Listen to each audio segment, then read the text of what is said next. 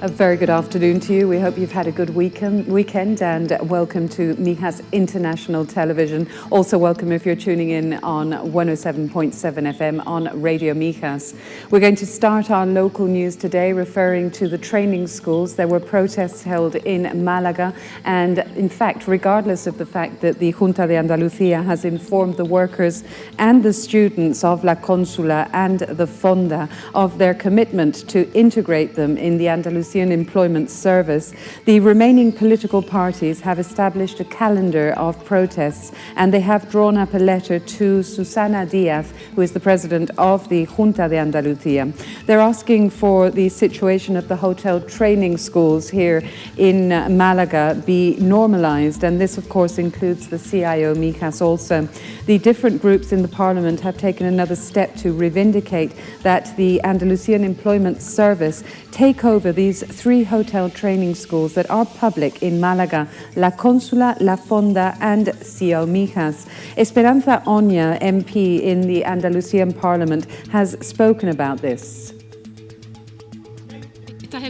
These schools, which, as I say, have training courses presently, which have restaurants, prestige and a large number of students and many others on waiting lists, are the ones that have not been included in the Andalusian Employment Service. The ones that are not productive, have no activity and do not cause problems for the regional government have been included. The Partido Popular, Ciudadanos and Izquierda Unida and Podemos have all stated that they did not believe what was announced on Friday by the regional government, in which they stated that the workers and the students of these three training schools were going to be integrated in the Andalusian Employment Service on the 28th or 29th of January. Due to this, they have established a calendar of protests that are going to be carried out. Esperanza Oña once again spoke of this. On Monday, we will hold a gathering at 7:30 p.m. at the Plaza de la Constitución. On Wednesday, we will be in Parliament at the Permanent Council, where we will debate or decide about an initiation that the four political groups have presented for the Councillor for Employment to inform. Also on the 1st of February, they will be holding a protest at Calle Larios in Malaga Centre and at the Plaza de la Constitución once again.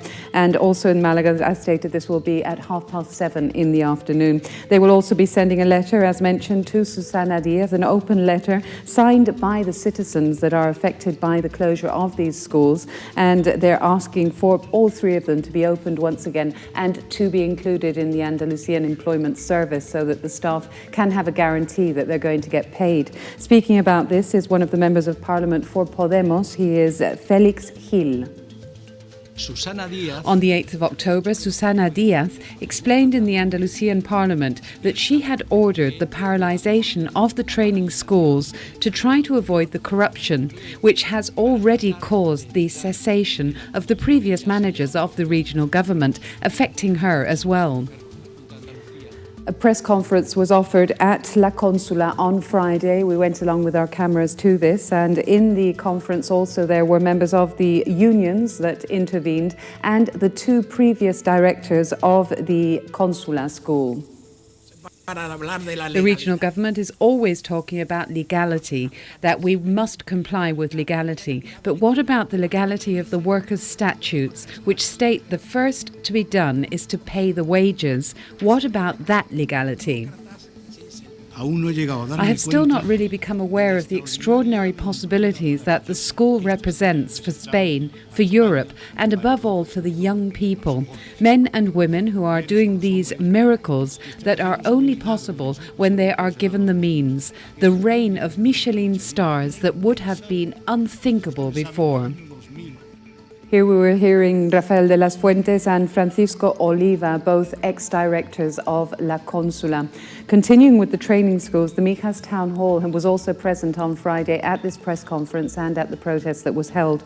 And the idea is, of course, to save the three training schools in Malaga. The governing team assures that the Town Hall is doing everything that is in its hand in order for the CIO Mijas to be also integrated in the Andalusian Employment Service. Speaking about this, the Mayor of Mijas, Juan Carlos Maldonado.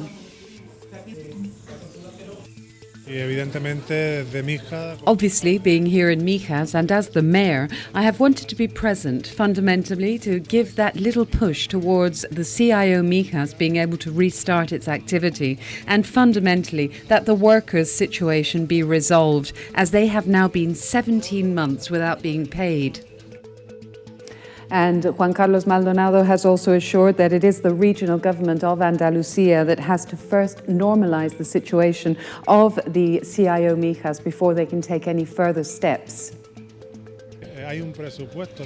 There is a liquidation budget of €500,000, of which we, as a town hall and having 20% of the CO, would take €100,000. But if the liquidation budget is not guaranteed by the interventor of the consortium in the regional government, it is very difficult for our interventor to be able to approve it. Antonia Moreno, who is the councillor for Costa del Sol Si Puede in the Mijas Town Hall, has said that they also want to join the march, if you like, to defend the rights of the workers in these training schools and the students who in many cases have actually paid for their courses and now find that they cannot continue with them. What they're saying on the part of Costa del Sol Si Puede is stated by Antonia Moreno. I would ask Susana Diaz a direct question. I would ask her to come here and speak with the staff, for her to see the terrible situation that they are in, without water, without electricity, and when they return to their post, they have no keys to get into the CIO Mijas. We also had the chance to speak to one of the workers at the CIO Mijas. They've now been 17 months without seeing a single wage from the Junta de Andalucía. In this case, we spoke to Juani Garcia. We are fighting for the 3 schools. The protest on Monday is for the 3 schools too. But of course, if they don't talk about the CIO Mijas, we're in the same situation as before. They're talking about restarting the Consula and the Fonda, but nothing about the CIO. And finally, we also had a chance to speak to Carlos Hernández, who is an MP for Ciudadanos in the regional government, in the regional parliament. And he assures also that there are other options that could make it possible for this training school to continue. As the Provincial Council had intended to create a training school with a specific budget, which was quite high also, and it seems that the regional government is incapable of keeping this school open, the Provincial Council could take it over. Moving on with more local matters now here in Mijas, and those in charge of the Department for Works and Infrastructures and Social Services. They've held a meeting on Friday morning with the persons responsible for the APAFER Association, and they have ultimated the details of a project to remodel and enlarge and improve the headquarters of this association. These work with persons suffering from fibromyalgia in Mijas and Fuengirola, and they did request some time back that the town hall remodel their headquarters to enlarge them and to improve the installations. On Friday, there was a meeting held with the Councillor for Public Works in Mijas, José Carlos Martín, who reviewed the project with the persons in charge of the association to finalise the details. The Councillor for Infrastructures and Works, José Carlos Martín. We are looking at the project. It's a project within the budget for 2016. And before we finalise things, we want to revise everything with representatives from the association. There is a budget for these works of some €24,000 for the enlargement and the refurbishment of the headquarters. And once the works have been awarded, they should take about 1 month. The work that is to be carried out allows an area for administration, a place where the President can do the administrative work and be able to give it the best attention and with silence. We're hearing there Maria del Carmen Carmona, Councillor for Social Services in Mijas. This association obtained their headquarters in the year 2012, and since then the members have increased. Right now there are some 200 people that are members of this association helping persons with fibromyalgia. We also spoke to the President of APAFER, Maria Mercedes González. This association has grown with time. The place, though, is small. And, well, we persisted a little more as regards extending the area, making it bigger and another floor above. Moving on with other matters that maybe are of interest to you, because the Open University in Mijas offers all sorts of different courses, and sometimes you don't even have to speak the language. In this case, maybe not. Next week, in fact this week we should say, they're starting 2 new courses offered at the La Cala Open University. These are ofimática workshops and another related with the use of new technologies such as tablets and latest generation mobile phones. The Open University, in Spanish known as the Universidad Popular of La Cala, have started their large offer of courses for the year 2016, and among these this week, as mentioned, they're starting 2 new ones, one of ofimátics and another to learn about all the new technologies. José Pérez is one of the teachers for computer knowledge at the Open University at La Cala. We have office computerization, which starts this Monday. The class is on Mondays and Wednesdays from 9:30 to 11:30 in the morning, and it includes a little of Word, Excel, Access and PowerPoint. Applications are by mail or to the company. The other course that is a novelty and will be offered on Tuesdays and Thursdays from 10 in the morning until 12 noon will be to learn about the new technologies that we're all learning to use now just by having one and learning by mistakes. But in these courses, they'll teach you exactly what all these new technologies can do for us. José Pérez also once again spoke about this. In principle, we do computers, and it is somewhat original in that we cover tablets, Android, iOS, and much more besides. When they finish the course, which includes 150 hours, they are given a certificate from the local town hall, which verifies that the student has carried out the course. It is very complete. It is 150 hours. The Open University also offers courses for retired persons who want to learn how to use a computer for the first time, so it's a matter of going along. And the Foreign Residence Department in La Cala can help you also if you need any more information about this. Continuing with studying, but this time with the very young population, or maybe not, it's the time for exams, and all ages, of course, are making use of the public libraries in Mijas. These are now open over the weekends so that persons can go along and find a little bit of peace and quiet there if they need to study for any exams in this period. Opening Saturdays and Sundays, non-stop throughout the day from 10 in the morning until 8 in the afternoon. Since Saturday the 9th of January, the centres in La Cala, Mijas Village and at the theatre in Las Lagunas are opening on weekends to prepare the exams. Speaking about this is Santiago Martín, the Councillor for Culture in the Mijas Town Hall.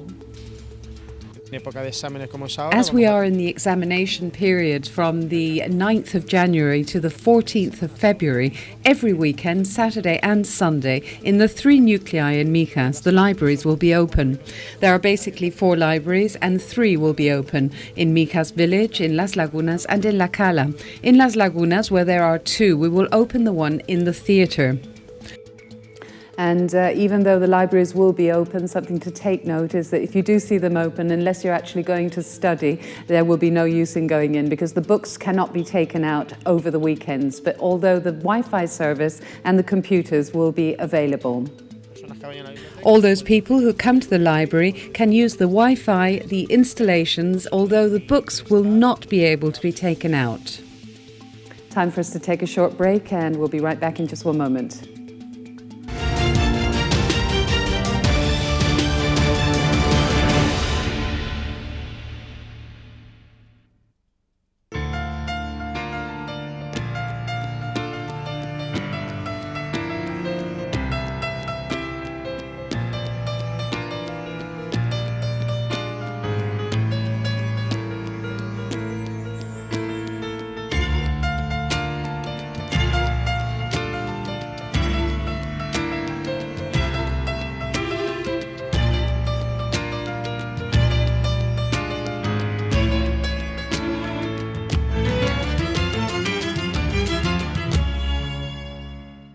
Pulse Control J. Pulse Control J. They are not responsible, but you are. To leave excrement in public areas is uncivil and results in a serious fine. Be responsible and take it away with you. Pulse Control J. Pulse Control J.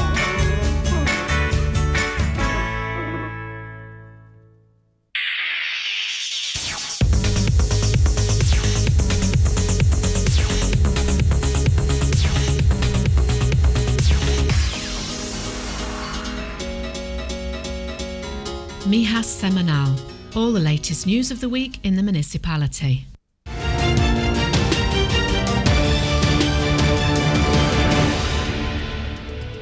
Welcome back to our local news. Welcome if you're tuning in on 107.7 FM, and a reminder that you do have all this news uploaded later on the Mijas International Facebook page. We continue with our news referring to a poetic circle that is now moving into its third year of existence and is more and more popular all the time. It's the Círculo Poético Patio de Ensueño, and they gathered once again on Thursday afternoon to recite poetry, and these have elaborated or read throughout the Christmas and share them with all their colleagues in the circle.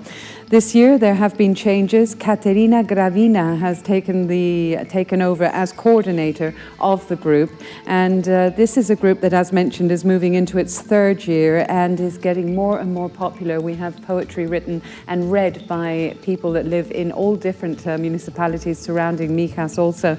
Carmen Escalona is the president of the Círculo Poético Patio de Ensueño. They also come from Fuengirola and sometimes from Benalmádena as well. On occasions from Mijas village too. These are the Mijeñas from the village.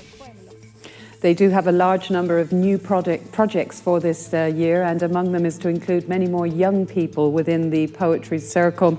Speaking to us also was Justa de Dios, and she is a member of this circle. The news is that right now I have become ex-coordinator because we now have named another person who's going to take over the coordination of the poetry circle. Our president is still Carmen, of course, but it will be managed by someone else.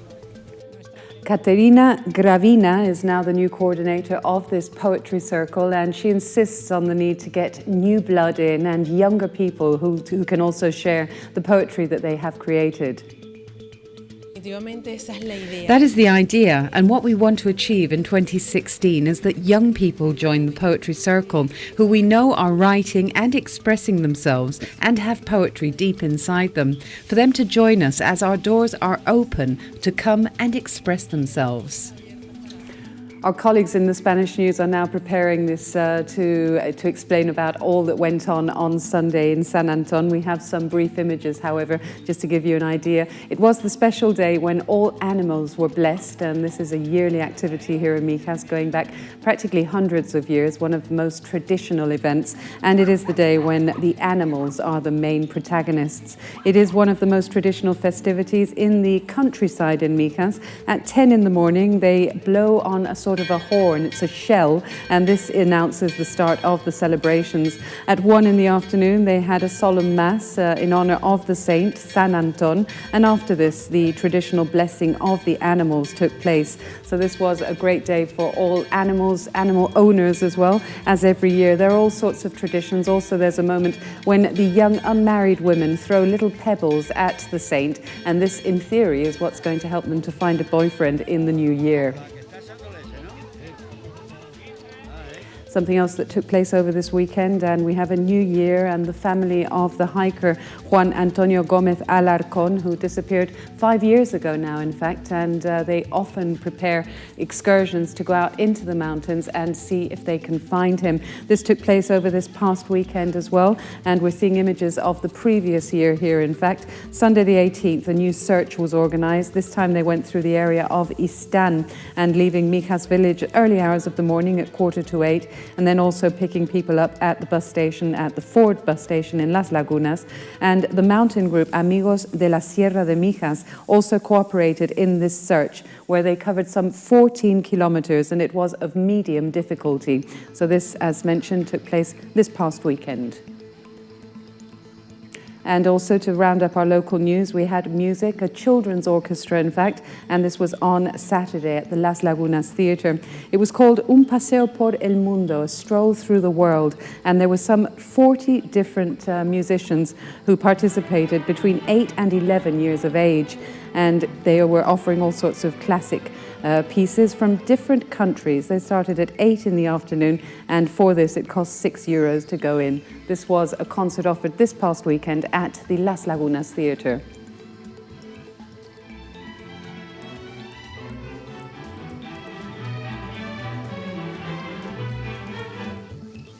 We mentioned at the beginning of our news that it does look that we're starting the week with no rain, and so let's take a quick look and see what temperatures we can expect.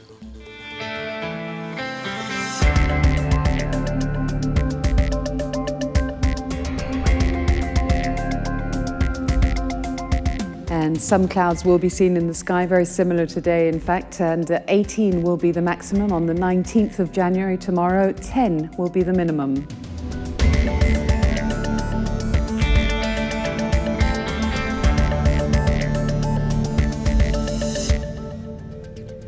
And our headlines in the Spanish press for today, we're taking different articles. So these are all online newspapers, as we often mention. So if you do hear anything that's particularly of interest to you, you can go online and find out more. We'll begin with the El País, and they're in the first article from El País. They're referring to the fact that Spain is still struggling to form a new government following inconclusive general elections on December the 20th. The message from the European Union remains the same as it was in early January. In a press conference on Friday, European Commission President Jean-Claude Juncker said he would like to see a stable government in Spain as soon as possible. The El País has offered us another article that we've picked out for today. It's not in the actual headlines, but it just caught our attention. They're saying that seeing a demand for cheap cigarettes in crisis-hit Spain, organised criminal gangs are importing tobacco, paper, filters, machinery and even labour to produce hundreds of thousands of packs of cigarettes each day. Authorities have dismantled 8 factories around the country in the last 2 years.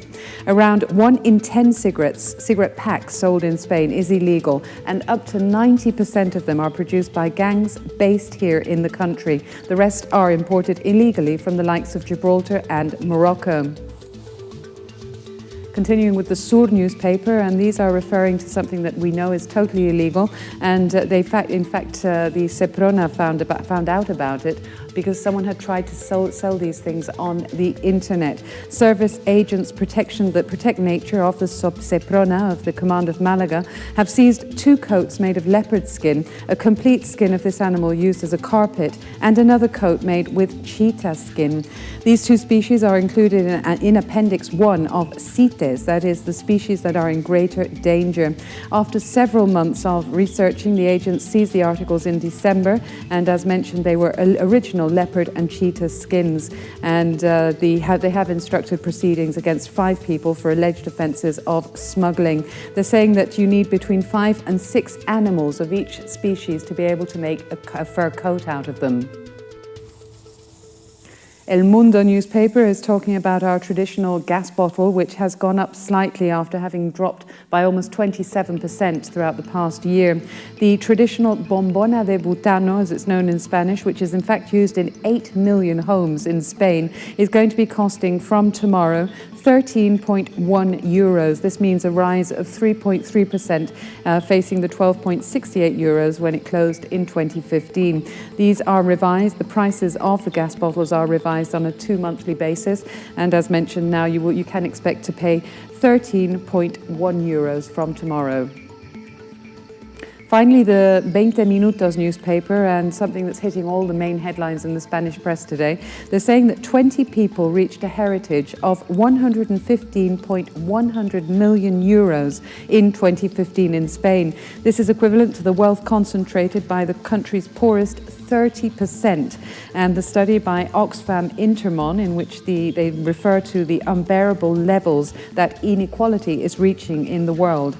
The heritage of these great Spanish fortunes rose 15% in the last year, while the remaining 99% fell 15% in the same period. Spain, according to Eurostat, is among the countries where inequality has increased further since the start of the crisis, almost 10 times the European average. And Spain is in fact among the 5 most unequal countries in the European Union. So this, as stated, is being mentioned in all the different news bulletins today here in Spain. A new report by Oxfam Intermon. It's not very happy news to say goodbye with. Let's hope we can start this new year 2016 with more positive news with regard to this crisis that has been suffered in Spain. We hope to bring you much more better news tomorrow, and do hope you'll join us. That will be, of course, at the same time here on Mijas International. Thanks for tuning in on 107.7 FM. See you tomorrow.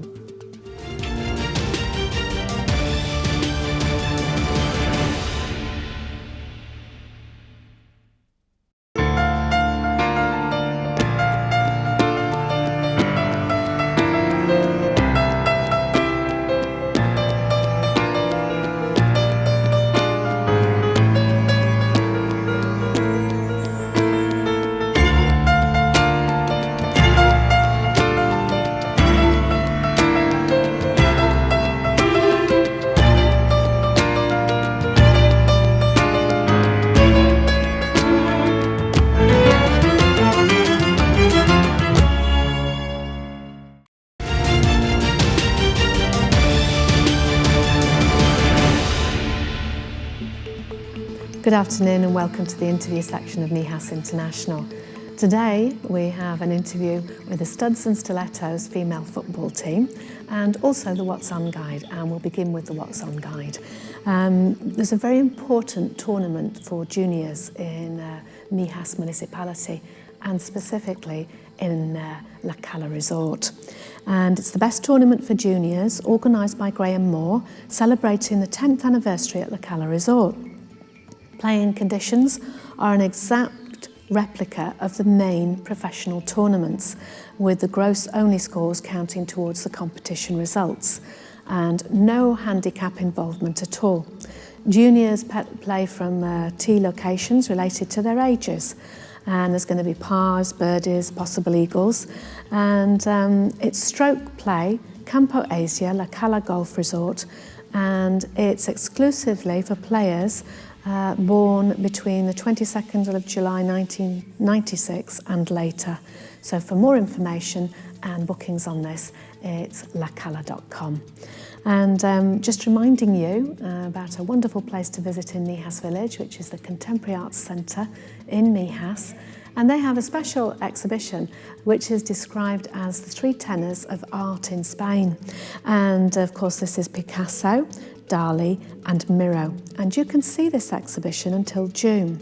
You can visit the display from 10 in the morning until 6 in the afternoon, Tuesdays to Sundays, but please note that the centre is closed on a Monday. In Hall 1 you can see the works of Picasso, Hall 2 the creative pieces of Dali, and in Hall 3 Miro. La Cala Pensioners Centre are organising a trip, and this is to Almuñécar, and visiting all different parts of the area. And it's from the 5th to the 7th of February. It includes a trip to the municipality in the province of Granada, and you'll have the chance to see a village in the Alpujarras and a visit to a rum factory in Motril. The price is €90 for fully paid up members of the association and €115 for others. As always at weekends, the tourism department makes sure that you've got lots to do, including guided walks. And there are 3 to choose from each weekend, 1 on a Saturday and 2 on a Sunday. On the actual Saturday the 23rd, it's Las Ermiticas route, and you leave from the Oceania Sports Stadium at 9 a.m. and it's 4.5 kilometres and 3 hours duration. On Sunday the 24th, there's the Las Canteras route, and you depart from the tourist office in Mijas Village. It's 5 kilometres and 3 hours, and you depart at 9 a.m. And then there's the Oceania circular route, departing at 9 a.m. from the Oceania Sports Stadium, 8 kilometres, which will take about 4 hours. To make your bookings, then email turismo@mijas.es or call them on 952 58 90 34. And the next event coming up, something of a tradition, very important tradition as well, worldwide, and that is the celebration of Scotland's famous poet, Robert Burns. And this is organised by Hotel Temesa Golf, this particular celebration here in our municipality. It's on Monday the 25th, on actual Robbie Burns night, and it's January.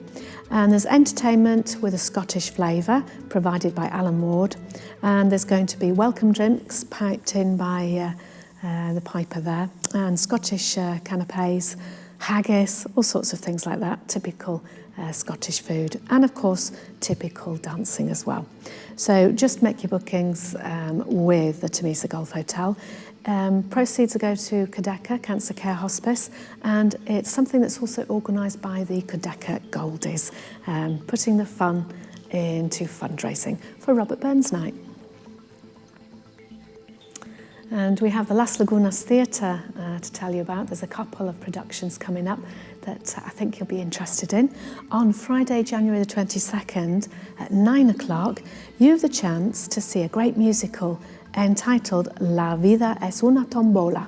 Life is a tombola. It's at 9 p.m. There's a tribute to the great songs of Marisol, and the box office price is €15 and €10 with a pensioner's card. And tickets for this work are available also from todaslasentradas.com.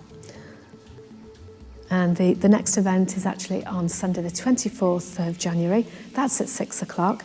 and that's for children. And they're going to enjoy a very big adventure at the hands of Blanco Teatro Company with their performance of The Prince and the Dragon 2. Lots of fantasy, lots of humour, and the price is €6. And again, you can get your tickets from todoslasentradas.com. There's free language exchange workshops, and these take place in the pensioners' centres in each nucleus in the municipality, and they're from 9:30 in the morning until 11 o'clock. And Tuesdays is in Mijas Village, Wednesdays in La Cala, and Thursdays in Las Lagunas. They're informal, lots of fun, and you've got half of the time speaking Spanish conversation and the other half English. You do have to have a basic level of Spanish to be able to participate in the conversations. They're free, they're popular, so your bookings are at frd@mijas.es. Now, as I was saying earlier, we took our TV camera to Studs and Stilettos football team, women's football team in La Cala de Mijas recently to find out how they train and how they work together as a team. So we hope that you enjoy the interview and finding out more about them. And we'll be back with you at the same time tomorrow with all the latest local news and the Spanish press review with Gabby Ray, and of course the interview section with myself, Karen McMahon. Hasta mañana.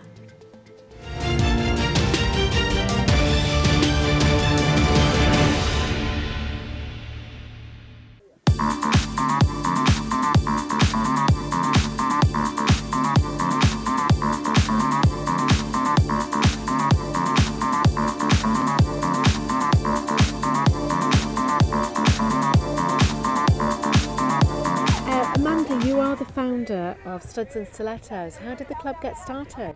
Well, a chap that I work with, Brian, was training some friends of his for a football match friendly, and there was a few of us went down to watch, and I asked him if he would train some girls, if we could get enough girls together, and we got about 20 girls together to play, and we just started from there. Okay. And did you think of the name Studs and Stilettos? With a bit of help, yes. So we started off as something like beers and handbags, or beers with stilettos, studs with, and then it just sort of progressed from there, you know, because of the football studs, and we all wear stilettos. So it's a good combination, yeah. Good name for the club. And how many different nationalities are in the group, and what sort of age group are they? It's really mixed, which is good. The ages from 14 to 50 plus. And the nationalities, I'd say we've probably got 5 or 6 at the moment. It's mostly British, a few Spanish, we've got Finnish, Danish, Argentinian, so from all over.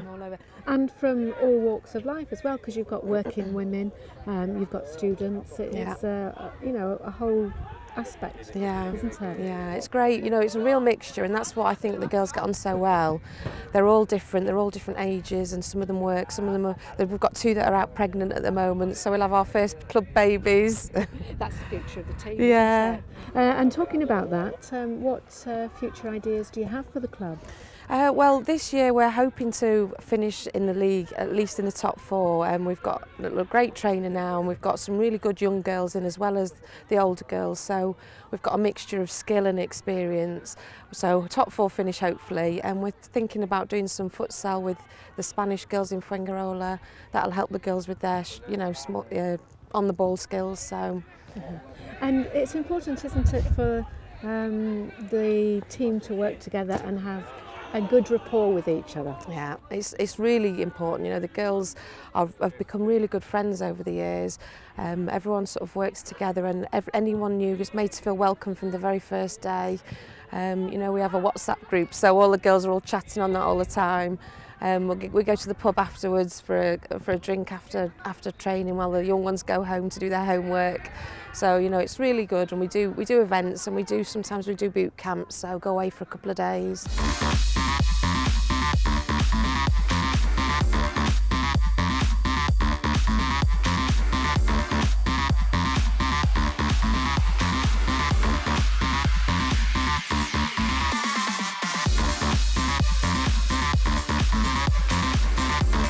Lewis, you are the coach for Studs and Stilettos, and you also play football yourself. You're in 2 7-a-side league teams. How do you juggle being a coach for the women's team and playing football as well? Well, football's always been a dream of mine. I've always played since I've been a young boy, like most kids. I had the opportunity to join Studs and Stilettos, I'd say in March or so, but I've always played football. 10 years or so now. I currently run my own team from Las Lagunas, men, 7-a-side, and I also play for another team in Benamano Pueblo, but I've always been involved in football ever since I've been young. So you've got quite a lot of experience. I would say so, and being a boy also helps. And as you said, you started coaching the girls in March this year. Correct. How are they doing? Fantastic. I mean, since I've took over, I've watched them for quite a while because my sister also currently plays in the team and she's also the captain. I've been watching them for quite a while, and slowly I've seen some improvements along the way, but I think since I've joined I've injected a bit of youth and a little bit more energy into the team, and I believe the girls really want to, no, they're into it now. You know, they seem to be doing it before as more like a passive hobby, but now they're really into it and I see improvements. Right, that's good. So what do you think then? They're sort of like even more keen than the boys to play properly, train properly and win? I would say that they're more keen to prove themselves more than anything, but yeah, of course, I see a lot of fire inside the bellies and it's nice to see on the field, yeah. And what type of training do they have to do? Well, currently we do fitness training, stamina training and also skills, and we do every Monday. We play for an hour and a half on Monday. It would be nice to have a little bit more, obviously, but time permitting. La Cala is a great stadium, but unfortunately there's not enough time for us, but we're working on it.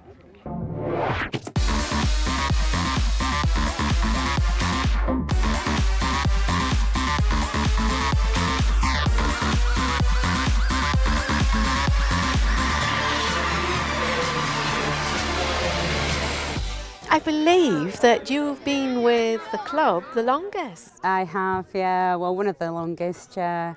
I started just as my little girl was 4 weeks old, so My yeah. goodness, you do like football. Yeah. And had you played football before? Many years ago when I was a teenager, yeah. It was at Leeds United ladies, but it's not like it was now. It was run by the community soccer scheme. But so I got a little bit of experience, but for years I'd not done anything like it, but it's always been in my heart. And what position do you play? I'm full back in the centre at the back, so yeah. But I'm quite diverse, I can go either side as well. Okay. And what do you think of the training then? The training's great. Since Lewis has come in, he's switched it around, he's changed it around, he's taught us a lot of different skills, which is really good. I mean, I feel like women's football's come on a great deal since the World Cup. You know, so many men now are getting more interested in it. They're not looking at it, it's like it's a man's sport and all that, because we did so well. So, yeah, I think it's really good for us. Try and get some supporters. Yeah, it'd be lovely. And obviously, you all love playing together. There's a great atmosphere between you all, which helps, doesn't it? It really does. I think we're really unique, especially from how we started. I don't know if Amanda's explained, but when we started, it was from the netball that came to football, and with all the different nationalities that we've got, a lot of them are mums, different ages, different abilities, everything. I just think we're really unique and we all get on really well. So that's great.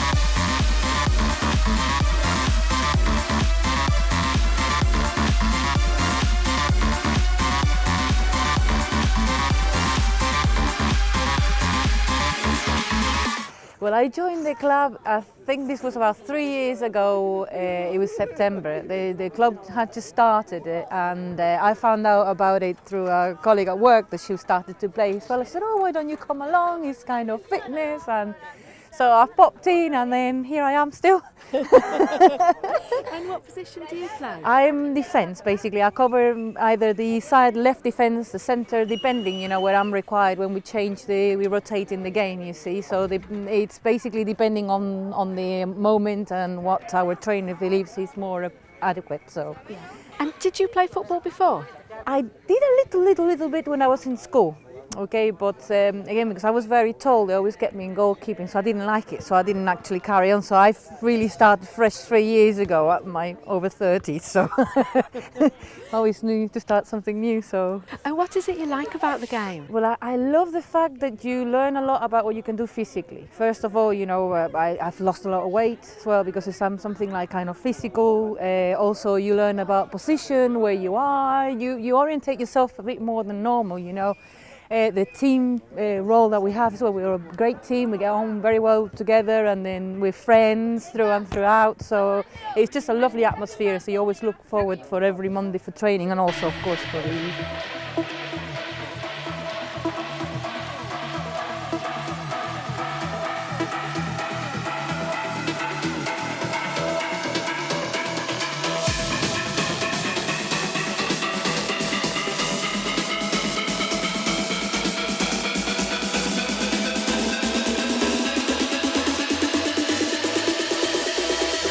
I joined about a year and a half to 2 years ago, more or less. And you're one of the youngest members, aren't you?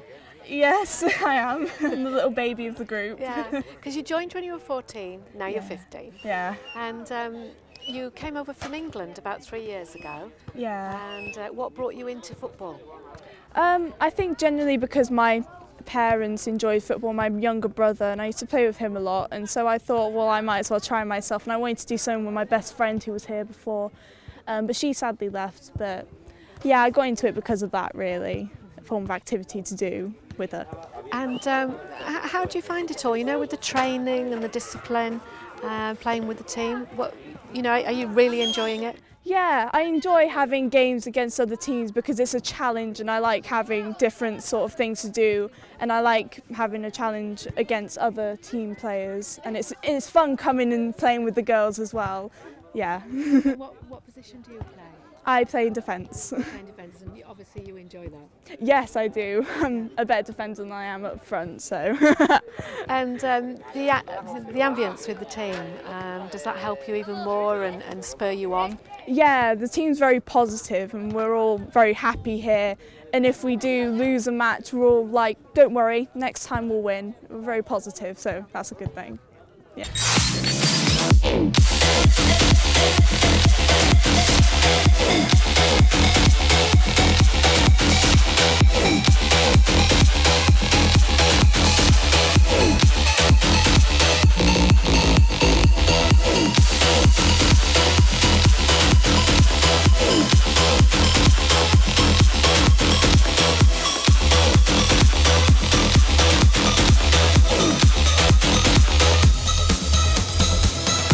Alicia, you are the assistant coach as well as the captain for the club. Now, you love football, you're a sports person yourself, aren't you? And when did you first start playing football? Roughly from about the age of 7 or 8, more or less. Kept trying to get into the boys' teams all the time. It wasn't a big thing when I was a kid. There was never really any girls' teams at all, so it was kind of like watching the boys and primary school really, and just trying to, you know, get in there and just annoy them long enough, and eventually, you know, they let you play. Yes. And when did you join Studs and Stilettos? Well, it's a good 3 years ago now. I joined after the team probably had been going only for about 3 months. There was relatively a lot of new players. I heard from a friend that knows Amanda, the manager, and yeah, he gave me some information and gave her a call, and that was it. It just kind of went from there. Okay. And as assistant coach and captain, that's quite a lot of responsibility. I think I've known these girls for so long now, so we've got a really, really good click. Sometimes it needs a bit of a girl's touch, if you know what I mean. Understanding how the players are, how to work with them. Obviously, ideally, it's easy for me to work with my brother as well. He's very understanding, so yeah, that helps a lot. You're also a scuba diver instructor. I am, yes. That's my day job. That's amazing. Yeah, that's really good. So, do you bring anything into the discipline that you have to do as an instructor, as a scuba diver, into the football? Well, obviously, being able to control and talk to the girls, getting them to pay attention, listen and whatnot, is, you know what girls are like. But yeah, no, it's the teaching's helped a lot. It does give me that confidence to come out myself a little bit. I never used to be able to. And what do you like about the game yourself? What's not to love?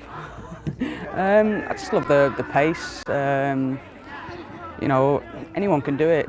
It just takes a little bit of practice to start with, and you know, once you start it, you see that you like it. You know, you can go anywhere from there.